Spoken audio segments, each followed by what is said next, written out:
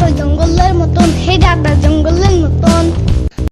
ইয়ামিন, জানো এক ধরনের সাপ বের হইছে, আর এই সাপ নাকি অনেক ভয়ঙ্কর। আরে ধুর, চুপ থাকো তো। তুমি দেখছো কখনো? আরে না, আমি দেখি নাই, কিন্তু শুনছি এদের নাম নাকি রাসেলস ভাইপার। ঢাকার আশেপাশেই নাকি আছে সাপগুলা। এই সাপগুলা অনেক ভয়ঙ্কর, এদের কামড়ে নাকি মানুষও মারা যায়। এমনি বললো না, আমার হাত বুট বেড়ে যাইতেছে।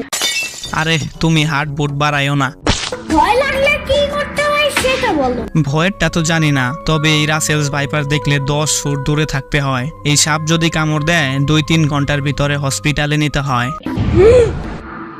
পানির নিচে ডলফিনটা তো জঙ্গলের মতন, হে ডাকটা জঙ্গলের মতন। আমি রাসেলস ভাইপার।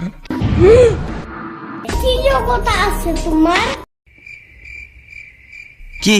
আমি এত ভয়ঙ্কর একটা সাপ, আর সাপ হইতে কি যোগ্যতা লাগে নাকি? ঘুমাইতে যাও তো এখন। কে ঘুম? কিসের ঘুম? আমি ঘুমাই না, আমি মানুষদের আক্রমণ করি। হা হা হা। ঢং বাদ দাও। কিসের ঢং?